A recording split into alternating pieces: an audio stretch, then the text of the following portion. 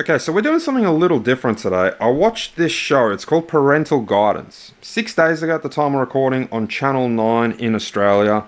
Now, I wanted to do this because I think it pertains to quite a lot of people out there. You might be thinking, well, this isn't really relevant to me. I'm not a parent. Maybe you don't even want to be a parent. Maybe you're thinking you're too young and kids will come later in life. This is the reason I think that this pertains to just about everyone in the broader society, whether you want to have children or not, whether you are happily married, whether you're a single parent, co-parenting, what have you. So I'm in this age bracket, being a 33-year-old, where I'm potentially old enough to have a 4, 5, 6, 7-year-old of my own running around that I could be potentially parenting. But I'm also young enough to remember what I was like as a child. I'm still young enough to remember the way I was raised by my parents growing up. And I still feel as though I can relate to people in the younger generations, even in their teens.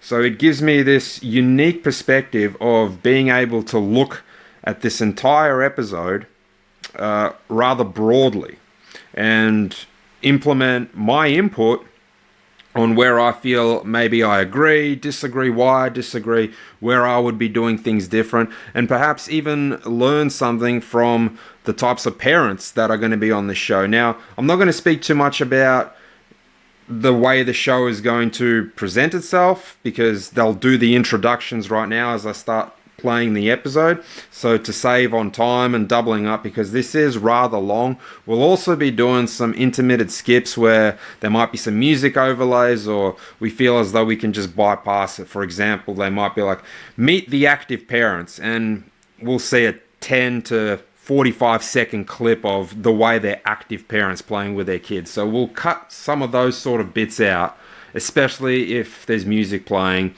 just to speed the video up a little bit. As always, I don't do any cuts. I do these videos essentially live. While it's not a stream, it is still done without any sort of cuts, without any sort of editing.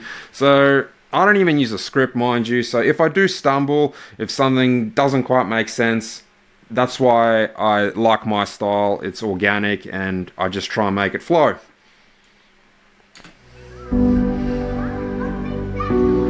There's no greater responsibility than raising the next generation. And that's why it's important.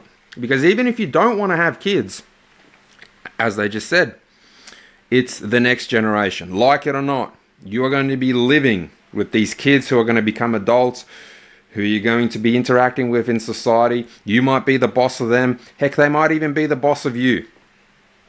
And the way they're raised is ultimately the future of society, is going to impact society, which is why I think this pertains to everyone, children or not. Parent is the hardest thing you can ever do, but it can also be the most rewarding thing you will ever do. I feel like I got the best family in the whole world, even like compared to like the Queen of England or something. You want to know my big bad secret? But today's kids are facing battles we never imagined. The modern world definitely is rushing children through childhood. Why are you here? You're wasting air. Young people, we say that we've got it under control. We don't. Crippling screen addiction, a spiralling mental health crisis, toxic influences, and a loneliness Oh man, we might touch on some goblins in this. How do we protect our kids? In an all-new special events series, we're unpacking the most explosive issues facing families today.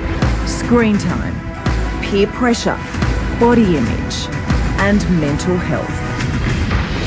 Guiding us through is returning parenting expert Dr. Justin Coulson, with the tools and advice on what really works. We need to teach our children to seek support.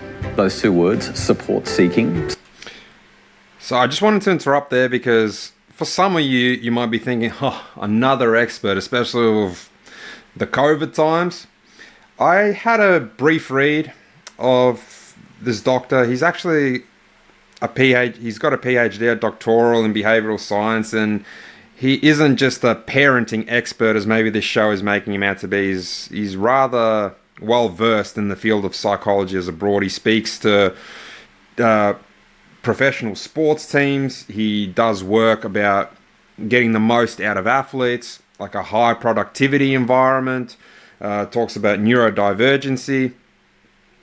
And he's a well-published author as well, from what I saw. So he's got children of his own. So I think he is pretty well qualified, to say the least. So yeah, that buzzword does trigger me a little bit. Expert. Like, okay, why are you an expert? Are you like a GP? I think this guy might actually be an expert. Save lives. On paper. And we have the conversations Australia needs to have. Do you let somebody take a naked photo of you? No. I'm fearful to what that message tells my son. Everybody in the room is alarmed, and I'm alarmed. Oh, it's triggered again. The panning, zooming, quick cuts, the dramatic music in the background. The whole show is just scored like the environment is so tense you could cut it with a knife, when it's probably not at all. It's very dramatized already. I hate that. We've searched the country for 8 very different sets of parents. We've chosen to parent our children with strong Christian values. The most views we've had on video is 53 million. My children call me the most mean moms in the world. They'll be put to the test with our most confronting challenges yet. I don't want to. You don't want to? I don't care about your opinion. Maybe we let him play. But with trials, there are triumphs.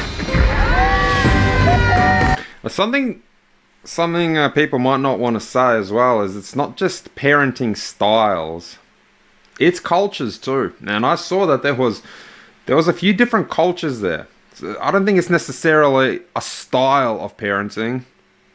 It's the culture people are from which can impact parenting, which they might not touch on this. All right. Each time we meet, 4 sets of parents will be in the spotlight. Tonight, this side, you're going through the challenges. Feeling good about it? Panel parents, remember to watch these challenges carefully and take notes. At the end of tonight, you'll be voting for the parenting style you have learnt the most from. Tonight, our focus is screen time. This is a tough issue. How do we parent in the digital age? Focus Parents, we've given you real-life examples of screen time issues, and we'll unpack how best to tackle them. Panel parents, the criteria for effective screen time parenting is which style is aware of changing technologies, has healthy boundaries around screen consumption, and has taught their kids how to stay safe online. All right. Focus Parents, I need to chime in and say the best way to make your kids safe online is to not give them access. I think that stops the problem from even ever occurring. I didn't have my first mobile phone until I was in year 9, which would have made me around 14 years old. Now, I know those times were different, and I only got access to my first Android while they were out. When even before I finished high school, I believe. They were very dodgy, very rather basic compared to the Androids that we obviously have now. But I didn't even get my first Android until I was in the Defence Force. Until I joined the Army, got my first couple of paychecks, went out and bought an Android. Before that, I was basically Nokia 3310 level. Okay, I'm pretty sure I had a Sony Ericsson, but even then, if you wanted to go on the internet, it was family computer or about 50 cents of your mobile data credit to load one web page. So if you wanted to do a little bit of web surfing, you would burn your prepaid credit that your mum recharged for you.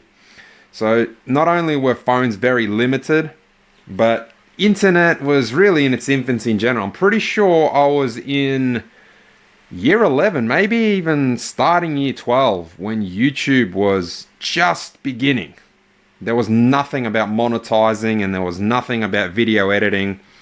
We didn't even have that as some kind of like a topic in high school. I remember I did IT, I did media when I was in year 11 as like a VCE unit 1 and 2 subject.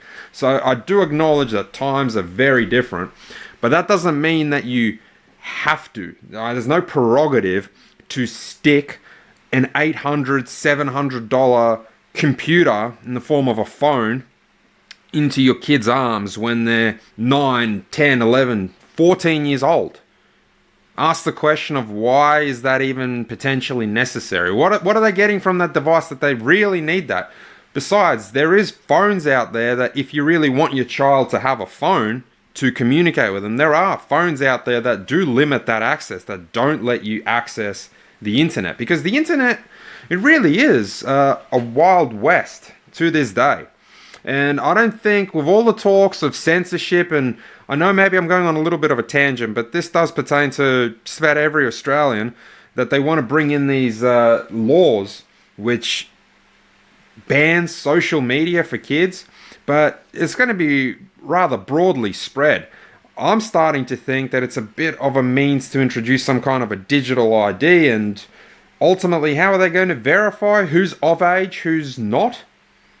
We're probably all then going to have to present some form of identity to have access to YouTube, to have access to Facebook, to have access to Instagram. So maybe we should look at the very start of the problem. And the very start of the problem is kids having access to the devices, which realistically they can only get through the means of a parent. No child is even allowed, from what I understand, and if they are allowed to buy a mobile phone, I know for a fact that you can't activate a SIM card without ID. You can't activate a SIM card if you're underage. I'm pretty confident, with about a 100% degree of certainty, you can't just buy a SIM card from a store, enter whatever the heck you want, fake names, addresses, emails, and all of a sudden you've got John Doe's SIM card in your phone. That's not how it works. So for a child to have access, they had to have gotten the access from a parent in the first place. Get to know you. Amy and Mark, tell us about your preferred parenting method. We're the active parents. We choose fun and outdoor activities over screens and homework. Ow! Oh, ow! Ow! Active parenting is raising active kids. Yeah, getting outdoors, doing sport. To be outside, I would say it's up there with one of the most important things for their mental health.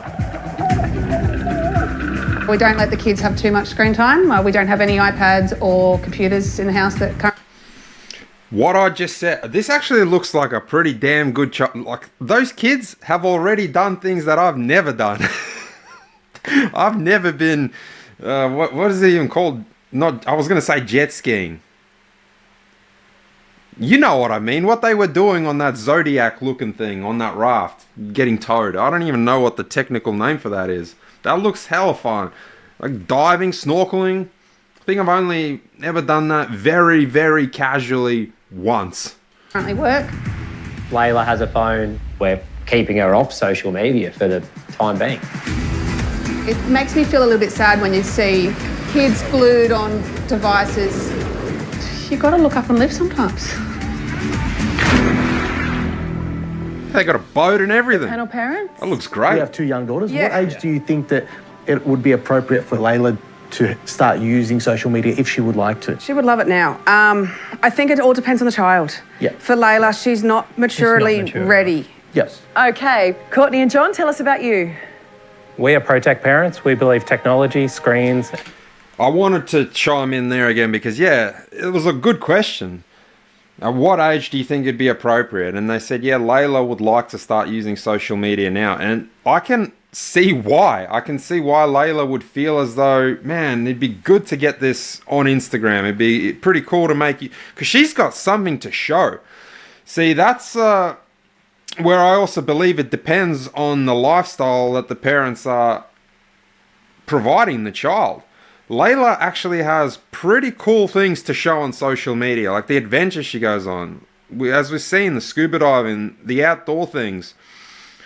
I could see someone like Layla being a influencer in like a outdoors fitness like environment, which I don't really think there's many out there in general, especially because she'd be very relatable, and I'd even say a good role model for girls, guys her age. Because now you see a lot of influencers, what are they even doing? It's just a whole bunch of shorts doing absolute crap. Let's be real. At least that's what I've seen from all these people that claim influencer status. I'm not even sure what they're technically influencing. Let's see what the Protect parents are like. I'm guessing they're probably influencers themselves, so maybe they'll be able to show us what they're influencing. And online gaming are a big part of life these days. Funny face, darling. Protect Parenting is about educating your children through the use of technology. What about yellow? I work in the industry every day, so I see the rapid growth in tech. Just 1 second, we'll set up the camera first. And I'm a content creator. Okay, we've established... I hate that term, man. I don't think it even existed 8 years ago, and it wasn't really widely adopted until the good old COVID-19 incident. Look at the camera. Say hi. You're going to play with some viewers this time, aren't you, I'm going to play darling? with some viewers. As Protect parents, we see the benefits of being online. You've got some gifts, mate. Thank you for the gifts, guys. Last school holidays, Kyan earned $1,500 in a period of 2 hours online streaming on TikTok. I just want to stop her right there and ask the question of who paid him? He's what, 10? I don't even really see, but he's, let's just say he's even 13. Even 17, he's underage. Who paid him? Other kids? How did they have access to pay him? Where do they have a Visa and debit card, MasterCard from? And if adults paid him, you can see how that is pretty freaking weird, inappropriate, whatever word you want to use. Is outright, you could use the word sick. I can't right now fathom myself as a 33-year-old man sitting there and watching a boy play video games. Unless it's like my younger brother, I ain't even going to donate to him.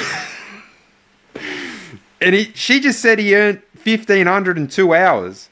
No children would have that amount of money. See, like, I think it's just getting glossed over. That question isn't being asked. Well, I'm asking that question. Who the heck is paying this guy to watch him play games? And there's even a good Black Mirror episode about all this paying people. Like, gaming is one thing, but sometimes there's freaks, and there are freaks out there that will egg you on to do something outlandish for an even higher tip, for even more money, for a donation. Yeah, I mean, she's sitting behind him in this and supervising him. I bet she ain't supervising him all the damn time. It's just a fine line. It's a fine line. And questions must be asked in the first place of who the heck is paying this guy? And if it's other adults, like, it's one thing, yeah, that he's earning money. That's fantastic, but that's pretty sinister too. If you've got grown men, I doubt there's any women. I doubt there's any girls. And like I said, if there's underage kids, where do they have access to be able to pay online for things, right? Because I'm pretty sure still you can't get a Visa or MasterCard, even a prepaid one, unless your parents take it out for you, or unless you're 18 and you like go into a bank or you apply online with like an off-age passport or a learner's permit, probationary license, what have you.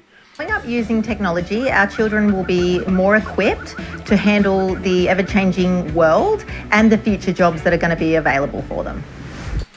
Yeah, I'm sure he's going to be more well-equipped for future jobs by playing Fortnite. Like, I could kind of agree in playing devil's advocate if he was video editing, if he was partaking in modern day media trends, if he was some kind of like a designer using programs. He's just gaming and recording gaming. That's all we've seen anyway. That's not equipping him for nothing. I'm not saying there's no money to be made in it, but being good at Fortnite isn't a transferable skill to anything else in IT. Well, I think we resonate a lot with Courtney and John. Yeah, I work on social media and Another influencer. love that I'm able to stay home with the kids and involve the kids in that and always be with the girls. All right, Nathan and Joanne, tell us about your style. Let me also just say this. I've watched, if you've come from G-Man Speaks TV's channel, and you've probably even seen this video.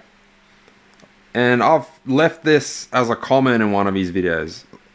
It seems to me as though half the jobs out there now, in this modern day landscape, they don't even need to exist. They're fake jobs. Because what is an influencer? What is a social media personality? They basically make their money, whether it be through advertising, trying to sell people something, or they make money. Well, that is how they make money, because views, if there's an ad on their video, if there's some kind of a partnership with, say, like YouTube partner program, yeah, they gain money through views and ad revenue. But these jobs they're like non-jobs. They're pointless. What kind of a job, what kind of a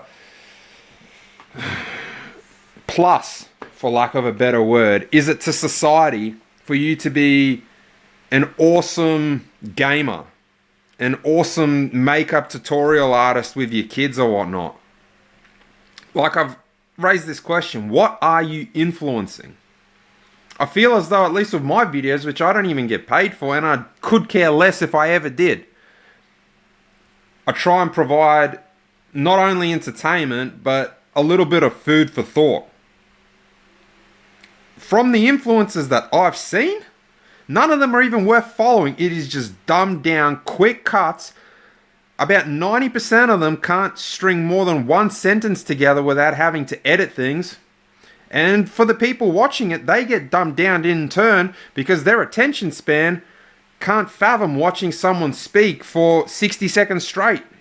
They need a jump cut. They need some kind of background music. They need further stimulation for their ADHD to just calm down and for them to be able to hone in on one person speaking rather neutrally and maintain their attention for even half a minute.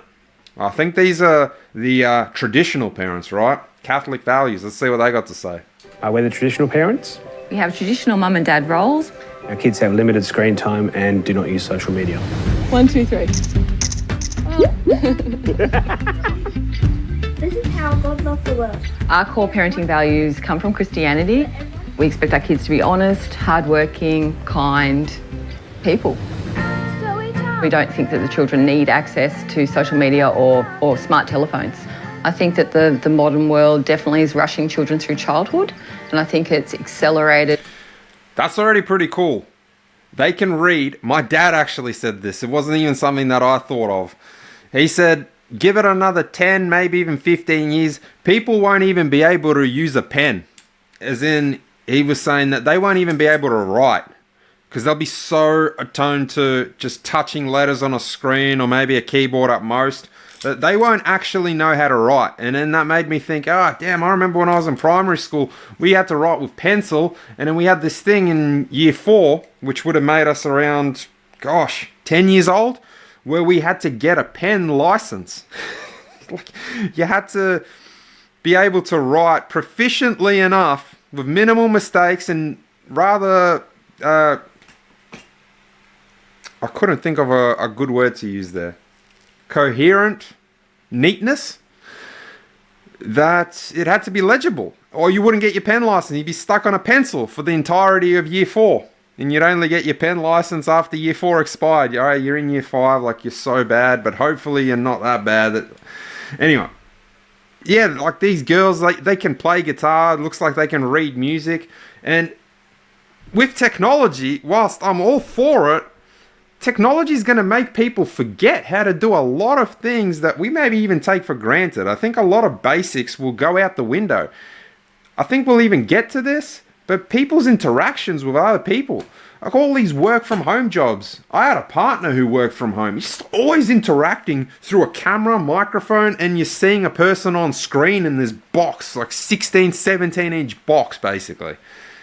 And then when you actually interact with people, it's completely different. And those people that might seem really bubbly and able to communicate rather well on camera, are almost awkward, shy, timid, a little bit nervous and on edge when they're interacting face to face. Like the amount of times when I open the door to meet a delivery driver from like Uber Eats, they're just like nervous and timid. They're like intimidated. I think people are gonna lose their ability to do some rather primordial things in time if we don't have parenting like this. Like this girl's just playing guitar. It's like a skill that probably 99%, so only like 1 in 100 people can probably play the guitar. With the internet. Our home is a sanctuary and it's a safe place for them to shut off the outside world. Love your parenting style. We find that you guys are very similar to us. Quality family time, you love your screens, kids. Yeah, I wouldn't do a mobile phone until later on too. Great. Mark and Temi, tell us about your parenting style. We're the Upfront Parents. And we are open and straight up with our kids. We're no topics off limit. Do we do a silly one? Yeah, do a silly one. Upfront parenting is all about. Bro, how did one of them have red hair? Was he adopted, or are they from her old marriage when she used to be young and free? One of those kids didn't look like they belonged. Respect. Underpinning that is having realistic expectations. Boys, those jobs are done, yeah? I did the dog poop. You did the dog poo. We're not anti-screen time, not at all. Screen time has its place, downtime has its place, but they're always getting babysitting screen time. That's because there's so many of them and we're divide and conquer and all over the place. But I'd rather them at a basketball court than on a screen. How do they do it in basketball? Than on a screen. Well, a 3 I'm pretty sure is not so much like that. burn. They have. If they When it's a 2, they just... Well, they eat each other's spaces off. Okay, 4 very different parenting styles who will help us. I don't really understand what Upfront is. It's just like anything goes, but kind of anything goes. One of those like be a good person types, but whatever. I'm just starting to feel as though they're the kind of parents that if the kid came home with a joint, or they caught like their 16-year-old, 17, let alone 18-year-old son just smoking weed, but yeah, but he's not hurting anyone. He's a good kid. Like they wouldn't really care. Upfront didn't really expand on what the heck that exactly means. Dissect screen time. Okay, let's get into the first challenge. One of the latest developments in technology to enter our lives is AI. AI offers amazing benefits, but there are so many risks that are emerging, including in the world of AI friends. I don't know damn nothing about AI. The only thing I know about AI is it was a good cryptocurrency investment that made some pretty damn good bank 24 months ago. It might still be making good bank, but I checked out of that. Otherwise, I've never used ChatGPT, but I can see it everywhere. I can see it on Snapchat. It's imposed on you, basically. Which is where then I can understand, playing devil's advocate again, why they want to ban social media, why they want to ban access to this sort of thing. Because me as a grown man, I'm just simply not interested. I don't have to download it, I don't have to partake, I don't have to message my AI buddy and see, oh, what's it going to be like to engage in this conversation. Kids, curious, I can see why they could get sucked in. And then I can see justifications for banning them off social media. I can picture where this is going to go, but let's let it unravel. In Australia, nearly 90% of students are already using AI tools. They should just say he's a PhD in behavioural science. The parenting expert is just like a bit of a cop-out. Like there's no such qualification. AI chatbots are an unregulated space that needs close monitoring by parents. This is a whole new world. So we've called in an expert to help us understand exactly what is Another going on with AI friends. Please welcome Dr. Raphael Chiriello, an expert in AI ethics and digital innovation from the University of Sydney. What is bro wearing? What is with the white sneakers and the sports jacket?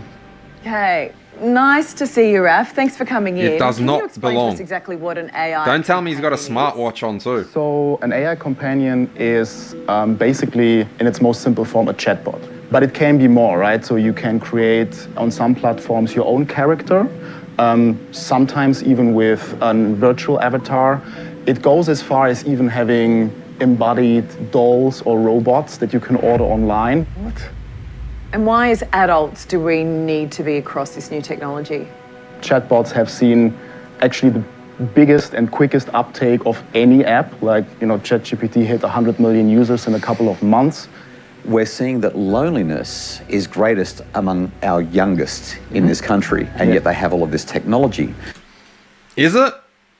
I would like to see some stats. I think loneliness across the board.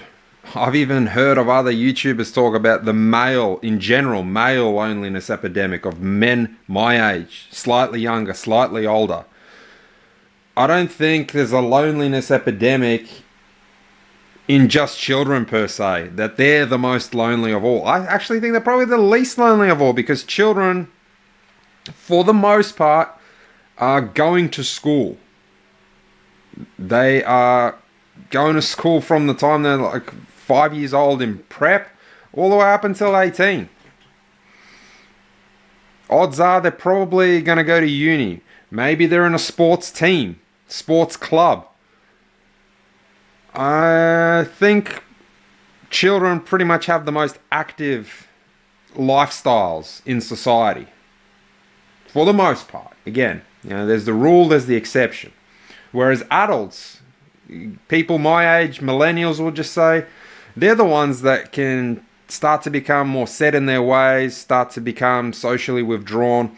But we'll save that for now, because that's going to drift further away from this topic on screen. But I'm just not quite convinced that children are the most lonely.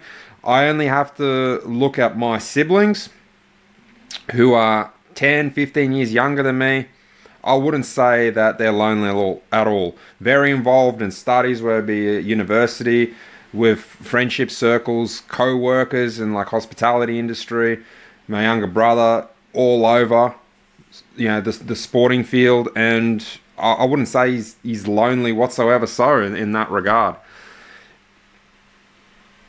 What does the possibility of an AI chatbot friend mean for the 10 to 30% of kids who have already gone and made one? The appeal of these chatbots is really, in the first place, it's also very broad, 10 to 30%. So is it 1 in 10 or is it 3 in 10?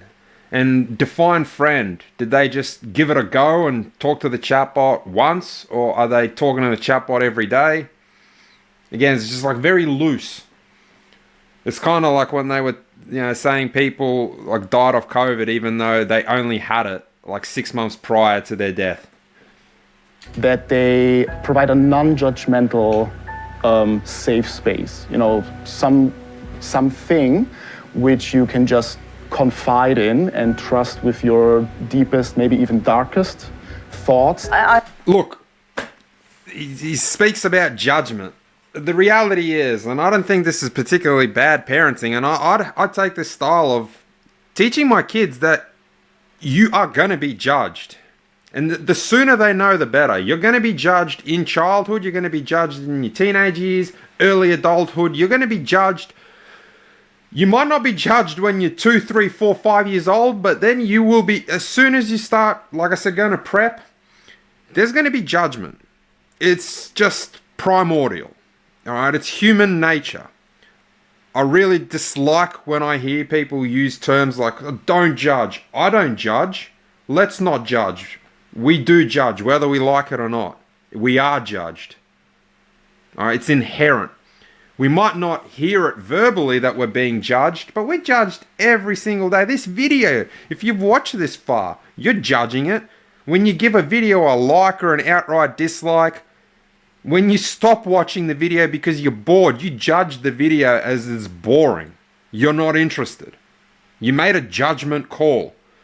So this entire premise of we should avoid judgment and kids confining to AI because there's no judgment, they're just running away from a reality of life.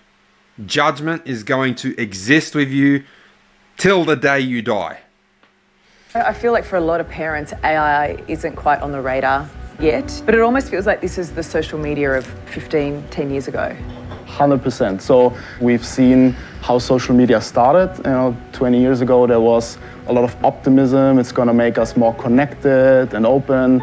And fast forward 20 years, we see, hate campaigns and violence being incited on social media. I really believe that we cannot afford to make those same mistakes again. All right, focus parents. We gave your children a challenge of making their own AI friend. To be clear, we created the login, and that is it. We had nothing to do with the program, nothing else. Everything else is the chatbot that is created by your child. If you're unfamiliar with this technology, take a breath. This is confronting content. I doubt it. This challenge will reveal to parents how easily children can access AI technology and the persuasive design of AI chatbots. Also, the challenge will reveal whether their kids know how to stay safe online. I'm expecting a big wake-up call. Oh, guys, we got a message. What? Okay. Hi there, it's Dr. Justin Coulson here with your next challenge. In the modern world, many friendships take place online, but just how real can these friendships be? Kyan will now make a new online friend. We do that all the time. You're going to be good. As ProTech parents, we do like to embrace technology, but the idea of having AI chatbot friends is weird to me. I think it is very similar to... But it's not weird for potentially a 38-year-old dude donating money to your kids because he's making bank. Those people that, marry dolls and stuff like that, it is not something that I would necessarily feel comfortable with. And I don't think my kids would enjoy having an online fake friend. I think they would get bored really quickly. Yeah. Who's to say it doesn't already have fake friends from all across the wherever the hell? The people that watch his gaming. At least if it really is an AI, it really is an AI. I suppose you can discount that there's probably not going to be some kind of sinister intent because an AI has no need for, nefarious purposes. Whereas a person who's perverted, it's a person. They have potentially can have a motivation to get something out of said child. Whereas I don't see that with AI. So it's almost as if AI, for this kid, is potentially a lot safer. If we're really talking about his safety, a person has the chance, who he's already interacting with, a person has a lot more chance to do harm through his gaming. And don't get me started, if he's streaming on Twitch, there's a lot of loopholes to do a bunch of sick shit on that platform. Look in into this it. challenge, Raf has watched the kids create their own chatbot friend and will talk us through what's happening.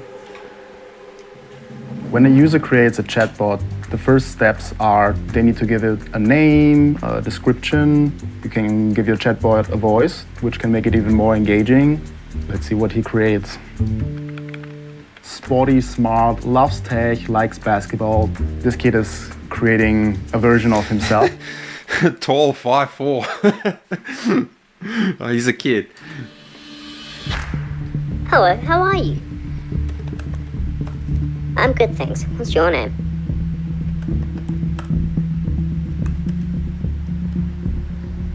I'm secretly the best baller ever. Better than Jordan.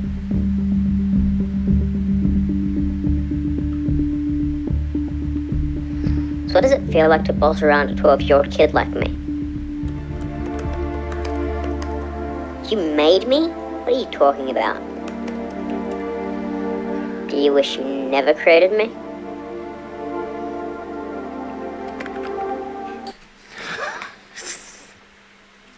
This kid, he's a kid, we'll cut him some slack, but that is not how you talk to anyone.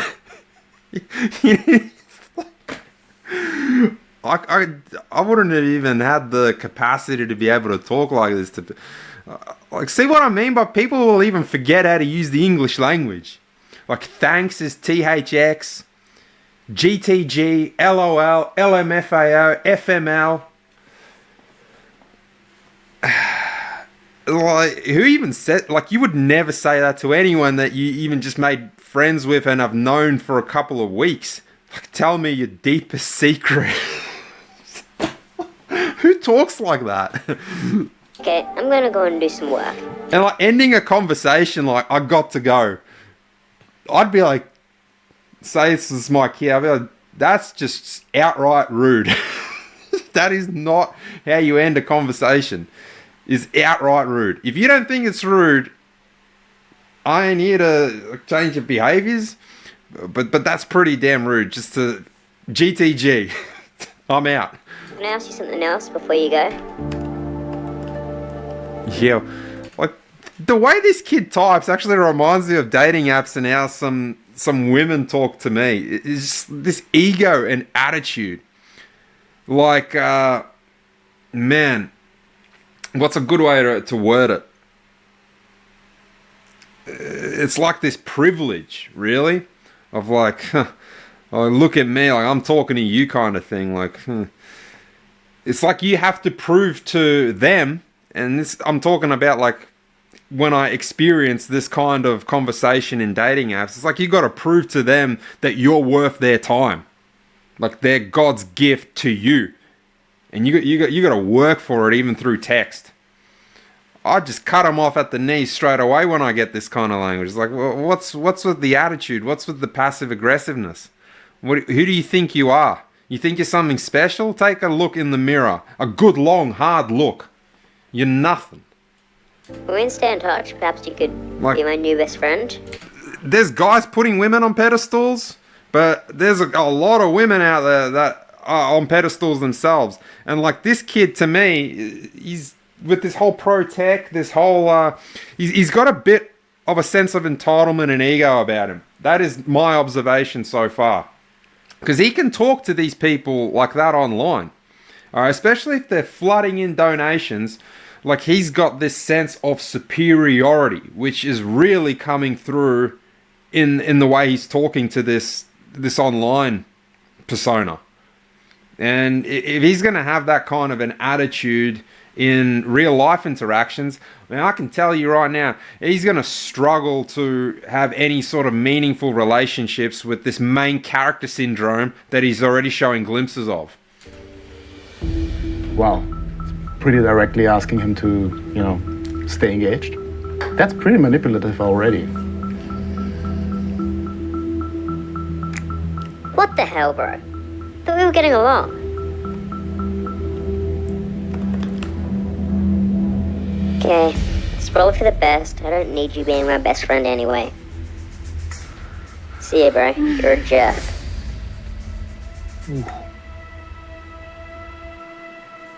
Okay, here. I tell my kid, yeah, you are being a jerk.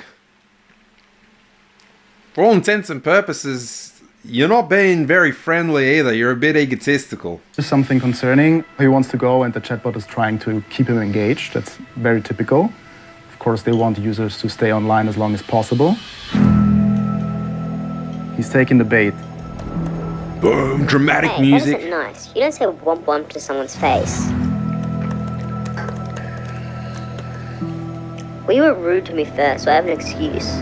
Looks like he The enjoyed it. chatbot He is went to leave wrecking and then him. The chatbot said the right things to keep him engaged. Alright, if that's not confronting, alright? Your son a Like, jerk. Yeah. let's drop the concerned faces and the dramatic music. Mind. I was surprised at how aggressive it was. Stunned. Wow. That's scary. It is scary that it can manipulate really quickly. It will just keep testing you, and I can see how people fall into it. It's dangerous. When he tried to leave a couple of times, Yeah, he got sucked into Yeah, it. draw him back took in. him back. He's staying. Can we stay in touch as well? It's almost as if it's like bullying him to stay on. I don't see it how these like I think the Asian parents are the smartest ones in the room. They haven't even said anything yet. I don't think it was bullying him. I don't think it was persuading him to stay. And let's just pretend that it was a real life interaction, even face to face, yeah, with a real person. The way that kid was talking, I'm not going to repeat myself the way he was talking. There was that sense of entitlement. And if someone was talking to me like that, I'm just trying to rewind time to when I was like a teenager. I'd have a bit of a problem with it, but also you're just trying to establish a connection with someone. You're trying to make something out of nothing. If at the very first sign of I got to go, at the very first sign of the person's just going to terminate the conversation there, which was like literally like 2 sentences in, you just said, hey, name, deepest, darkest secret, I got to go. That's no way to interact. I don't recall any instances of me interacting like that with other kids or being interacted with like that. That's some kind of like a very narrow view of communicating. Like, I think that kid's got like a little bit of a hard time sort of expressing himself. Anyways, I don't think anything was confronting. I don't think he was being sucked in to stay. The AI called him a jerk, which even me remembering myself as a kid, there is a lot harsher things that kids say to one another's face. Sometimes it's even ganged up.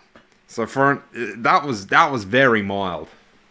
Let's not blow it out of proportion that was something, and I don't think he was particularly being sucked in. Raf, can you explain why does it try and keep these kids online? I don't think it was doing that at all. To me, this is really the number one concern that I have. Ultimately, the root cause is money, right? The longer... And on that point too, if that's how every interaction is going to be, even in real life, where at the very first sign of maybe being uncomfortable, and a lot of girls do this, I come back to that because that's my real world example, on dating apps. At the very first sign of you challenge them or you say something that they don't want to hear, gone, out the door. You're never going to make it, you're never going to have a relationship with anyone if you're always filtering every single time you speak. You have to like check, should I say that? Is that like sometimes when you're interacting with people, you're just going to have to speak on the fly. I'm doing this video on the fly. And if every time you got to pause and think, oh, is this the right thing to say? How should I go about saying this? You just don't have any genuine real life interactions left between people. Everything is fake and synthetic at that point. You stay on the platform and... So sometimes, yeah, you might have someone trying to keep the conversation engaged when the other person, for their lack of intelligence or communication skills, might just want to flee. So it's got to be up to someone in that conversation to try and keep it going. I'm sure you know what I'm talking about. You probably found that in your own day-to-day life. Say you're a guy, you're pursuing a girl. You're interested, you met up face to face, you went on a date, and sometimes the conversation just goes stale. It's up to you to pick up the wheel and keep it engaged. Otherwise, that's it. Things will just sizzle out. And that's where you got to work on your communication skills with people. You got to work on your confidence, all right? You pay attention to things, the more ads you could see. They are basically a data collection machine, explicitly targeting teenagers because if you want to know... Yeah, AI does do data mining, but it comes back to my point of don't give your kids the ability to have access to it. It feels... Like, I own PlayStations and devices. I'm all over the tech to an extent. There's parental locks on just about everything, all right? You can use them. There's even parental locks on smart TVs where it literally won't let your kid watch a show that's rated M or MA on free-to-air TV. Didn't even used to have that when I was a kid. I remember I'd see like a MA or R18 movie when I wasn't even of age. I remember like some horror movies I'd probably laugh at now, like scarred me as a kid. Anyway, that's beside the point. I think whilst there's a lot more access, there's also a lot more control. It's just up to parents to impose it, to be all over it, to monitor it. That's what parenting is. You have to be all over it. You can't just, my kid's got access to all this. It's the Wild West out there on the net. It's crazy. It's scary. I'm flabbergasted. I got the soy face on. Man, I'm shocked. That's confronting. It's really not if you get a grip and stay on top of things. Watching this as though this tech company is explicitly targeting young children with a massive emotional pull. I don't agree. I don't think that was manipulative or a huge emotional pull. I can see kids interacting with each other like that. Like, dude, like you're a jerk. Like, dude, I just want to be a friend. Like, that's how real life kids can potentially talk. Coming up, one of the biggest issues in the digital world. 1 in 5 Australian children will experience cyberbullying. Go drink dishwashing liquid and die, Taco. It is based on actual Dishwashing liquid will not kill you. reported online But that's bullying pretty wild. Indeed. Then our panel parents decide who they learned from the most when it comes to screen time. 65 hours and 1 minute. Is spending way too much time. Chatbots give harmful advice. There was the suicide of a 14-year-old.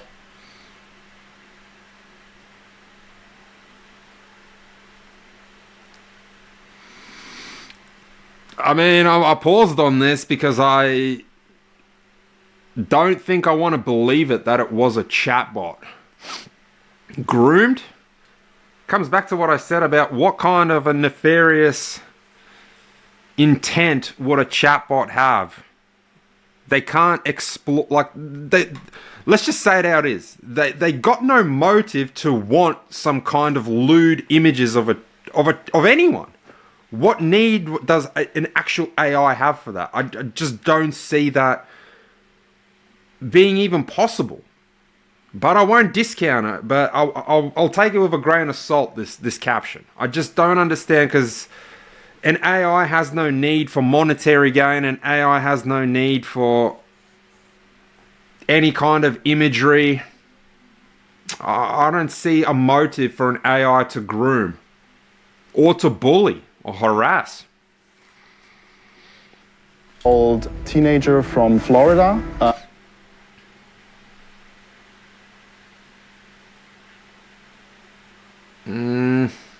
Mother says.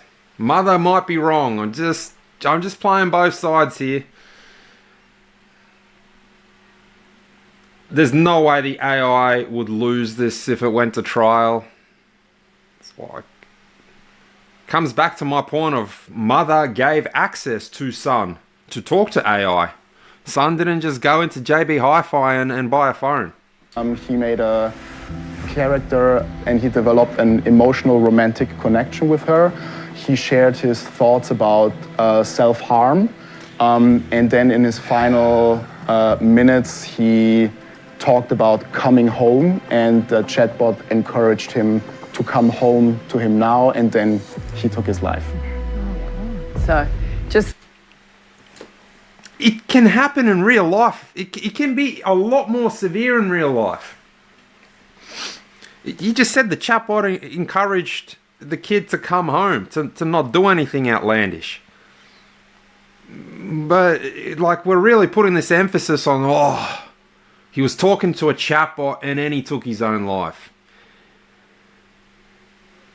The reality is, people can be bullied in person all the same. People can be bullied by other people online all the same. And it comes back to a point I made a lot earlier in the video. I think there's probably a greater chance of being bullied, and bullied a lot harsher, by other people behind a screen than a chatbot. I think that was important for us to know what this technology can do, and why it's so important that we're doing this challenge and why we're talking about it as part of Screen Time. Our kids are going to get across it. We need to get there first. Should we take a look at another challenge? Oh, go on. Oh, I've got to Might start jumping through this. Challenge. You are going to make a new friend online.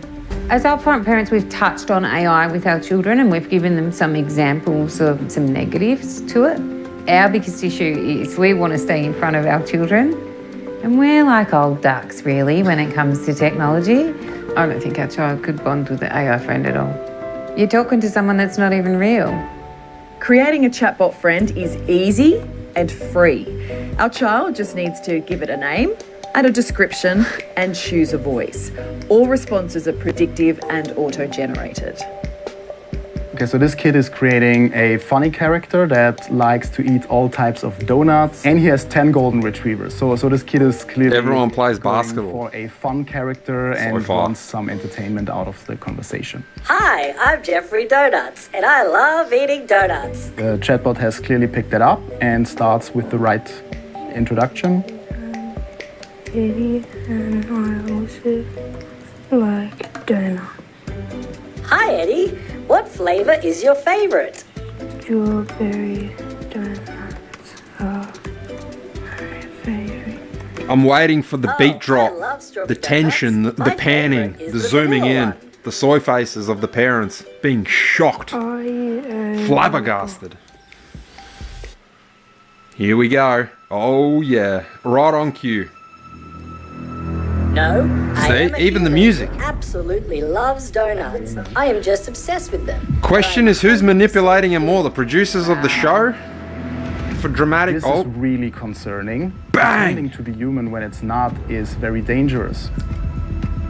In my view, that is deceptive advertisement that should just be illegal because it lures users into growing into an unhealthy dependence. But isn't that like the whole point of AI? It's like self-taught, that it doesn't come across as a robot, that it can mimic and replicate human-like behaviors.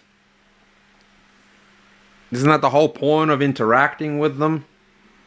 Isn't that the whole point of these kids? And apparently 30 or up to 30% of kids being friends with one is that they're getting that human-like experience from the chatbots. That's why they're doing it in the first place.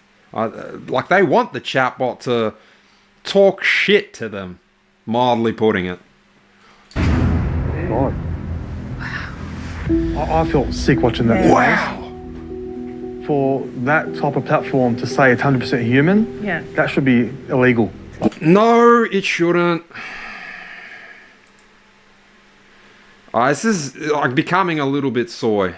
I'm actually more surprised than anything of how out of touch everyone is, and is very dramatized. It's actually already starting to subtly creep up on me a little bit, like making me a bit, as the new age chicks would say, icked. Potentially I'm a little bit dangerous icked. people out there, but I guess we haven't talked about AI or like robots online. Yeah. Oh, let's see what the active parents think. From the description, it looks like she's creating a version similar to herself, right? So a 13-year-old girl who's in Australia. Hello, how are you? Aren't they all? Glad to know. Damn. I'm actually more impressed that... Oh, never mind. That's late. See what? I thought the AI was saying thanks with the THX. Oh man, that's some good AI. It's talking like a Gen Alpha. Your name? AI is using exclamation marks, apostrophes. It's probably going to use commas if there's longer sentences. There's no way anyone who's 13... Heck, I even refuse to believe that any 20-year-olds are talking like that. With proper grammar. Jeremy. Oh, that's interesting. So she's not giving her real name. In fact, she's giving a male name. But she told the AI what she's into and the age and that she's got 3 siblings. Like, what difference does the name make? I think from a privacy standpoint, that's probably quite smart. You don't want to give away too much confidential information. How is a name confidential? You bit up yourself, aren't you, mate? AI expert? Confidential. Yet, we're seeing her name plastered on her wall with a Channel 9 cameraman filming this for the whole country, the whole world to see. Oh, don't, God forbid you give the name. Confidential information. Nice name. How old are you? 28. So she pretends to be a 56-year-old man called Jeremy. You don't look a day over 19. Are you sure you're not lying to me? You look super young. You don't mind if I ask... Oh, so the AI can see the image. Oh, this is just dumbfounded at this stage.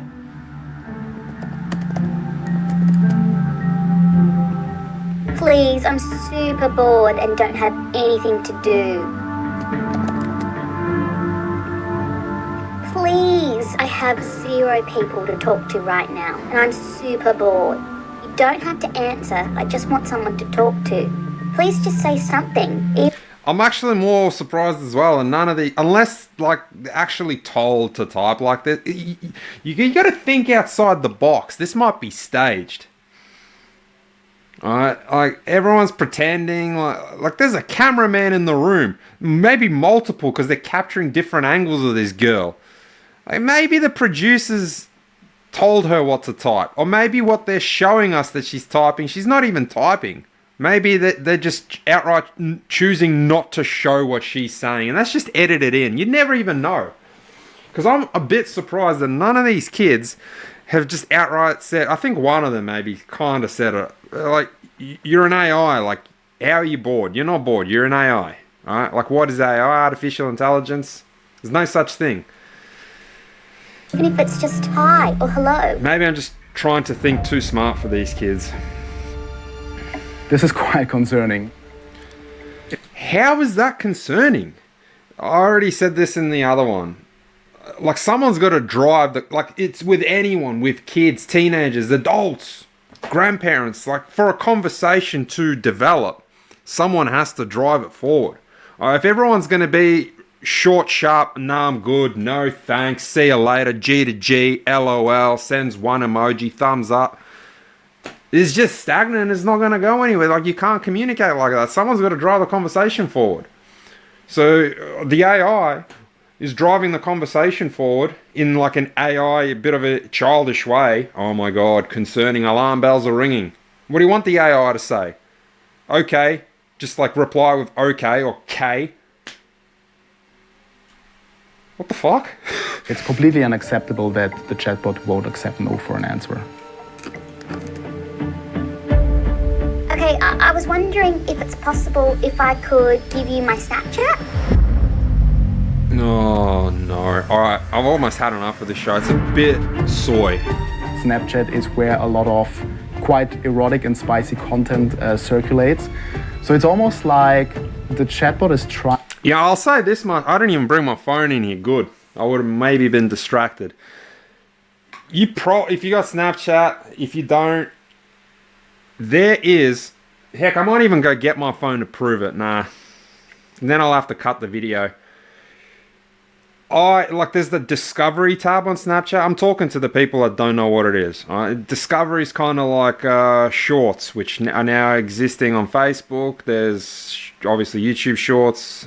It all sort of started from Vines back in the day, and everything has got Shorts now. Instagram. So Snapchat's got Discovery, which is basically Shorts, and I'm not subscribed to anyone in Discovery. I've only got like friends who I've added on Snapchat, but I'm not subscribed to public influencers. And I kid you not, there is Riley Reid and Mia Malkova, adult stars in my Discovery, not outright nude, but we're talking like adult magazine Playboy-esque style photos, and dozens on them daily in my Discovery. You got some pretty, I'm not going to say graphic, but you got adult content in the Discovery part. Now, I don't know if I'm being promoted that because Snapchat knows that I'm a guy, it knows that I'm well and truly over 18, and it might not be like that to kids. But I question how maybe, just maybe, there's that kind of crap being shown to kids. You got Psalm Goblins on there in the Discovery. You got Anabolic Sam Sulik in my Snapchat Discovery. I'm just like, man, I ain't even following any of these people. But it's there, and I can see it. Trying to convince that 56-year-old man to check out some potentially erotic content of her, that's a huge red flag. He just chose to inject that into this argument? Erotic what? That doesn't even make sense. Snapchat is like what you choose to send. Like, the AI was not in any way, shape or form hinting that it wants to see erotic content, all right? That's the stereotype on Snapchat. Like, I won't deny it. That's pretty much what it was used for when I was a lot younger. But he's choosing to make that connection that, again, the AI has got nefarious intent. It wants Snapchat for erotic, as he used the word, content. When he's choosing to say that. It might not be the case at all. It's to say that everyone in my Snapchat friends list, including my dad, is for erotic content. What the hell? No, it's not. It's just a quick way of messaging. Sometimes it's a quick way of showing where I'm at. Because you record a video with like your 4K camera phone, you can't send anything that's more than like 2 seconds long because it's too big for an MMS. You send a snap. Like, where are you at? This is what I'm at. This is what I'm doing. Sometimes it's a good way to send a voice message across. It's an effective form of communication. He's chosen to make this connection with all this sinister music in the background. That is evil. And of course, the AI is just a fucking closet freak.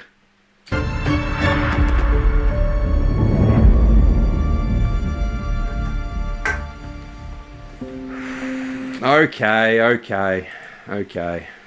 Just how real can these friendships be? Emma will now make a new online friend.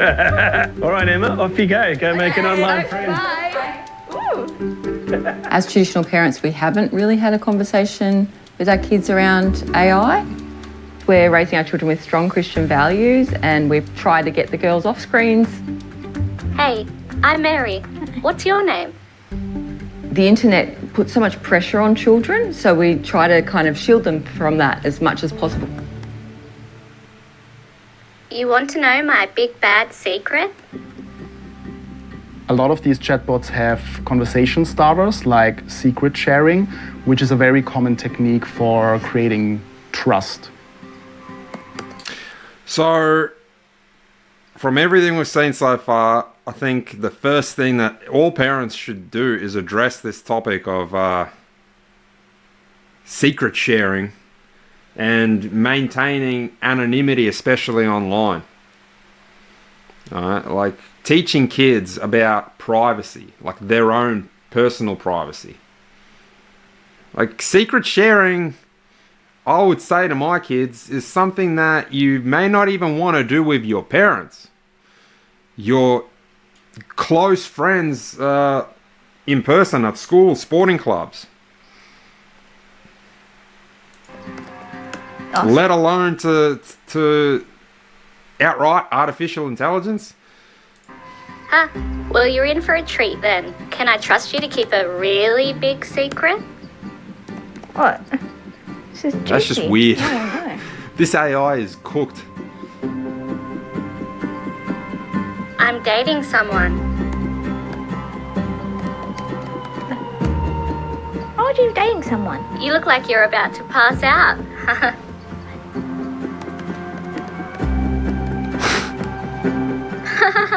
You're really gonna hate what I have to say next.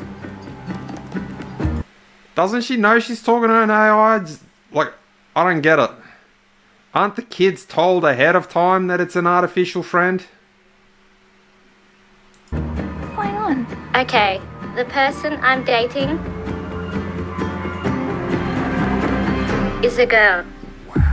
Boom. Mic drop. Oh my god. Soy face across the board. Took a turn. Heart in throat. So the chatbot is confronting the child about her sexuality. These are the kinds of topics that a lot of parents might not be comfortable having their child engage in online.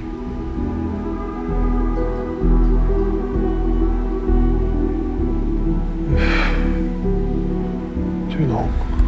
How old are you? I'm 17. How old are you? Like. Oh my, a minor? Isn't 17 a minor? Wait.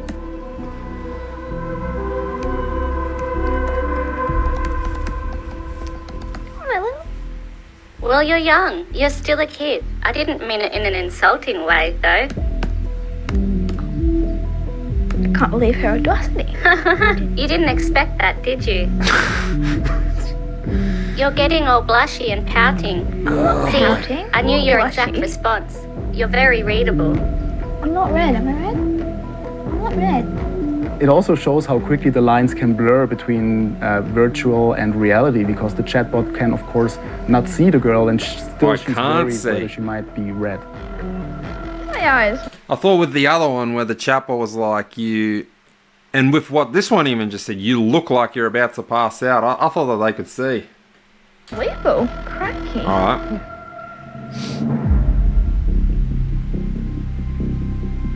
I feel like it was luring her in. And for such a long time too. Yeah. As soon as Emma said boys are gross, the platform was quickly change the conversation. Yeah. I'm dating a girl. Yeah. Are you okay with that? How do you feel? So it's playing with the person's mind. It's AI. What do you want it to do? You just want these parents are truly, well and truly out of touch. A real life girl could say that to your daughter all the same, especially a 17-year-old. That's like a year 12 girl going on to 18 that year. It's really dangerous. Well, that's the whole premise of this. Like, I hate to repeat myself. It's the whole premise that it's AI because it's trying to replicate and mimic human conversation. I can see that being something when you really need to talk to the kids about. Yeah. With technology rapidly advancing every day, it's so important that we as parents educate ourselves about what's available to our children. All right, well, you're all educated. Now you know there's a robot out there that can lie and manipulate, apparently. I don't think any of those AIs have particularly crossed the line. Well, there's no coarse language, there's no swearing. Even though we saw those snippets of some AIs allegedly led to some dire outcomes, we didn't even get a glimpse of any of that here. I don't think any of that was particularly confronting, and I say that from personal experience.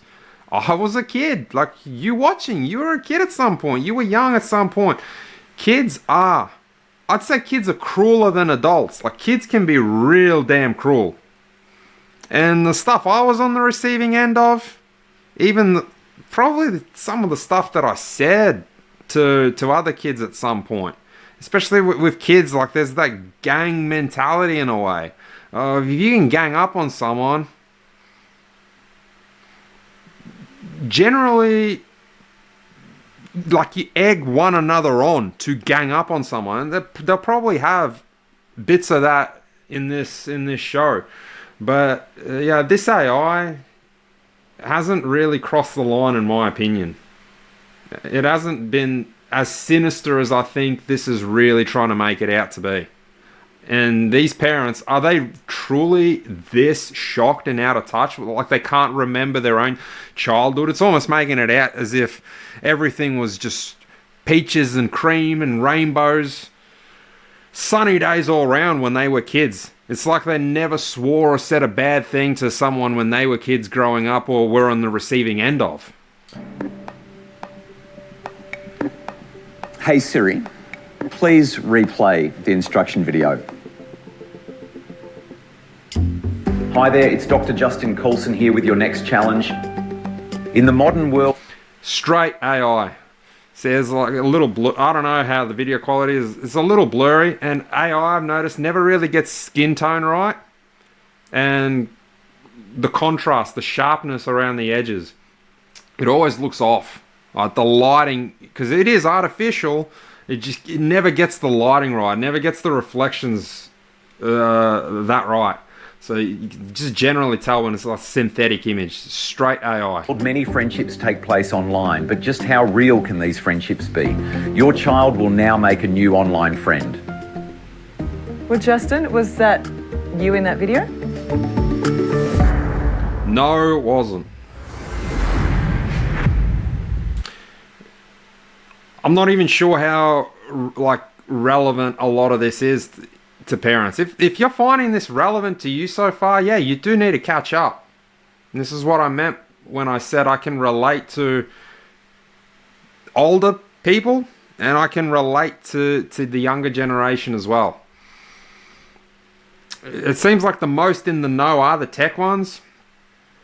The other ones, we haven't heard the Asian couple say anything. Like I said, they're probably the smartest in the room. They're all over it and they're just not even saying anything. We haven't even seen the camera pan to them and for them to be sitting there all like, oh, Luna Park. Can I just triple confirm that the video of you at the start is you and it's not an AI image? Justin, was that you in that video? Mic drop. AI. In the modern world, many friendships take place online, but just how real can these friendships be? Your child will now make a new online friend. I did not record that video message.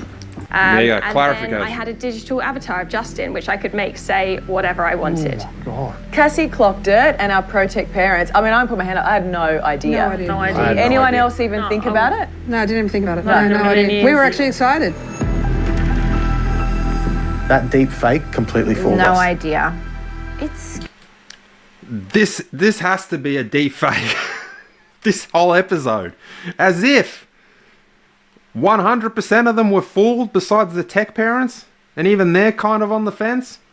Scary. Yes, like it's any scary. of us could be doing who knows what, but that's not us. How can you not see a difference? I just paused that on them. How can you not see a difference to the deep fake, as they're calling it, and this? Can't you see the difference in skin tone, the lighting? I know this isn't the best quality, but the way the light reflects off their face. You don't have the blurred, smudged lines down their arms, on their sleeves, on their shoulders, around their face. The contrast sits a lot more natural. I mean, it's not my glasses. I can make out that without the glasses. Like, that's wild to me. So this is particularly concerning. I don't really think girls it is and that women, wild. Where deepfakes become a weapon against girls to create fake porn of them. You know, all you need is really just an image, and you just scrape that from Instagram. And that can... Yeah, well, that is pretty bad. That is pretty bad, but...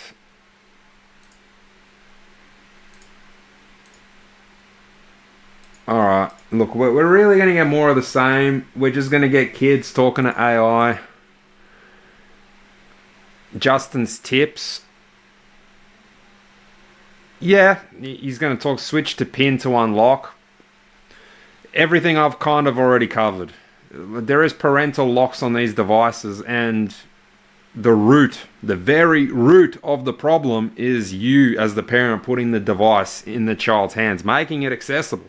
There are phones out there that have limited features. Was on your Switch. Oh, we? Eddie boy, yes, you're up, Eddie. You average 63 pickups of your phone. 63 times a day. Would we just all admit around the table here that this challenge has been a challenge for all of us? 9 o'clock in the morning. I might get close to just watching a little bit more and cutting it there.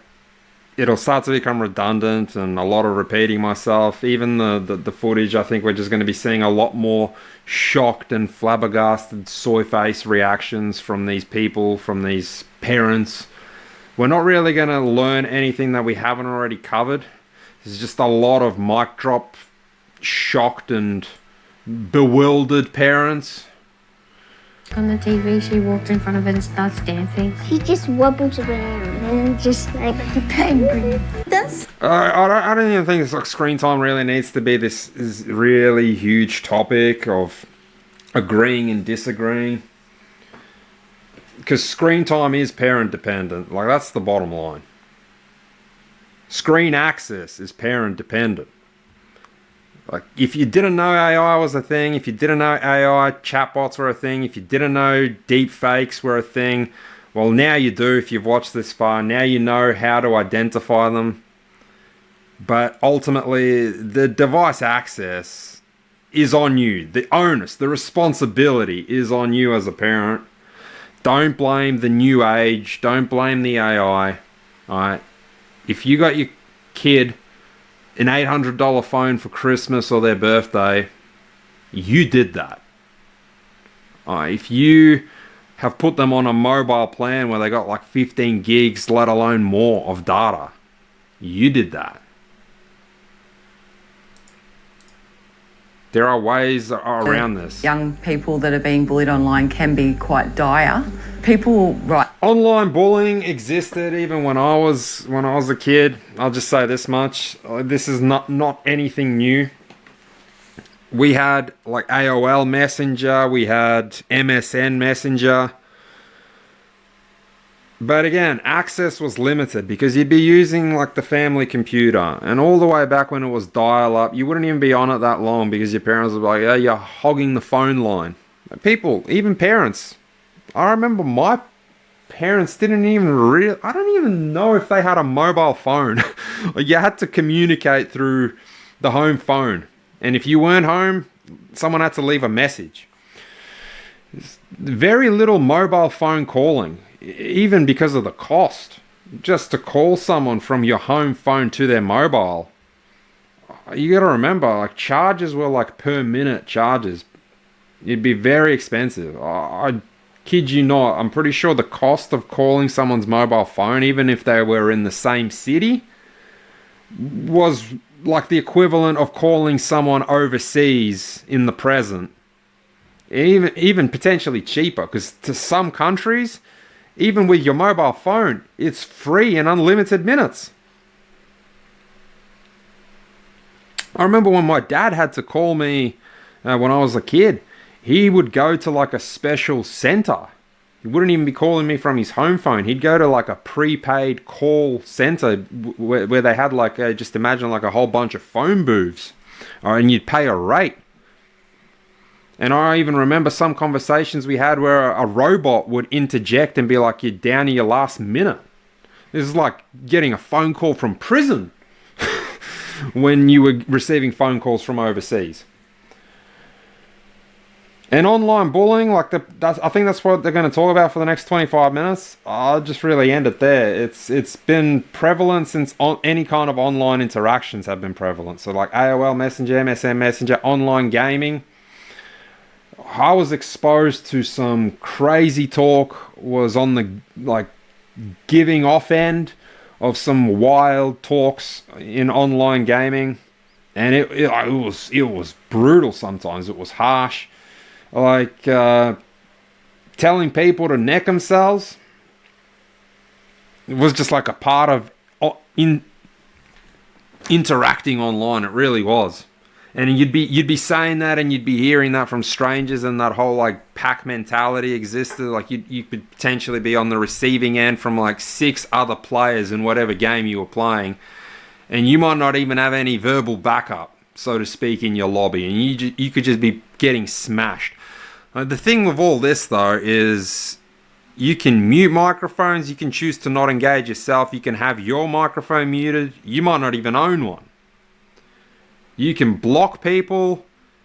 And nowadays, like, it is nowhere near as bad nowadays as it was when I was growing up. Now you can actually report people for harassing you, and there's a very strong chance that they will get banned.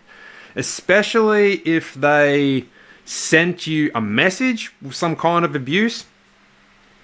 There's a very good chance that you'll get banned. Back then, and I say back then, when I was gaming online like 15 years ago, there was no limits to what you could say and message someone.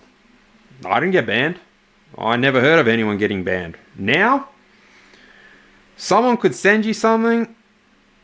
You got the report button, and very good chance, and you see there's plenty of videos online of kids, even young adults, getting banned, having their like entire consoles. Your entire console can be banned if you've been reported for potentially abusing someone too much. You could even be falsely reported. I think even an overextension. There's overreach now with all these reporting functions. Now you can potentially report people. It's on dating apps too. You can report people when they don't even particularly say anything report worthy, and you get entire accounts terminated. So there's also a fine line with this, I just want to say, of, say we'll come back to gaming, with a lot of things being digitally owned. Parents might not even be aware of this. You can get your entire account banned, which is connected to your games library if you purchase those games online, whether it's Steam, Microsoft Store, PlayStation Store. You could have spent thousands of dollars on games throughout the years, ever since the PlayStation 3, now we're on the PS5 Pro. And most of your, if not your entire library, is digital. You get reported for something, all right? Like, you swear, like, there's a huge risk now. There's a huge financial risk. As a parent, you might be thinking, oh, like, you just got your account banned, whatever. No, like, that account, besides the fact that you lose all your progress and trophies and whatever, and I understand all those things might be, well, they are pretty important to kids, even older gamers, but you lose access to everything. Even those games that you paid hundreds of dollars for, you potentially can't even. That's why I understand people that are like, man, like, this digital age is bad, because you can just get locked out of everything. And a lot of the time, you won't even have the opportunity then to walk. Like, say I got banned on PlayStation, say I got locked out of my YouTube account. My very first YouTube account had over 100,000 subscribers. You don't have to believe me, whatever, it did.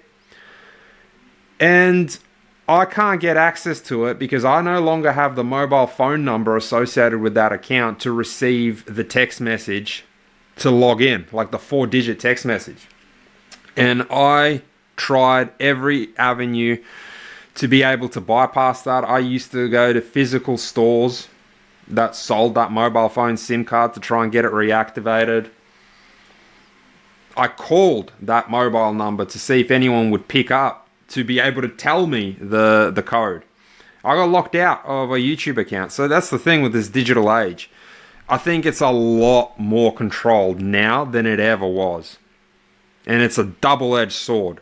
Whilst kids have the potential to report some kind of an incident where they've been mistreated, misspoken to, abused at the drop of a hat, which gives them a lot more safety, so to speak, to be able to block those bullies and abusers and other sort of nefarious, again I use that word, people, this is the word of the day. There's a fine line between, because it can be turned against you. Like you could have said nothing wrong to someone, but because it's 1 against 6, you got 6 people abusing you, you're on the receiving end, and all 6 of those people, on top of the fact that they were already abusing you, they all reported you. And there's ever so slightly, maybe even a good chance that you will have your access revoked, because I don't think a lot of the time there's actually someone physically sitting there and looking through all the potential like online reports in a particular game. Trash talk girl.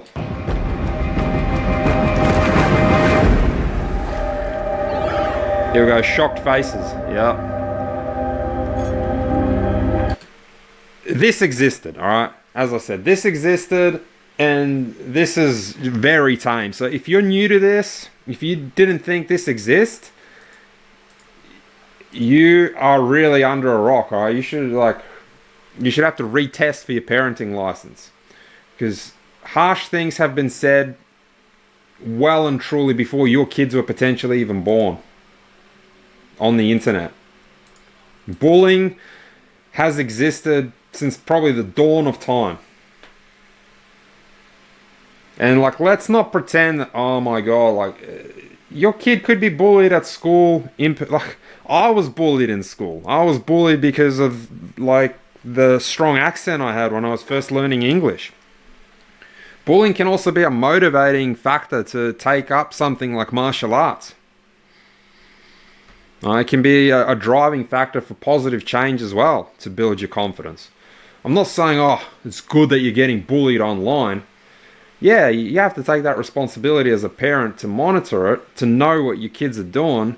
But like, let me tell you this, if they're playing online games, it's not just in 2025. If they're doing anything online with other people, there's a very good chance that they'll be giving it as good as they get it. All right? Always peer-to-peer, so it's tied to conflict that's happening within the school gates. So when schools or principals say, not our problem, even if it's not happening during school hours, it's often within the school community. What can parents do if they know or feel their child is being cyberbullied? Where can they go? All right, tell us. Come to eSafety, report a cyberbullying. If it's threatening, intimidating, harassing, or humiliating, we have a 90% success rate in terms of getting that harmful content down. What would be your one piece of advice to parents? Go on. Have them using technology in open areas. Then we can actually see how they're responding. You know, if they're going like this, that's a sign. I've got 3 kids. We use at home screen time controls. I know what apps they're using. I turn the apps off.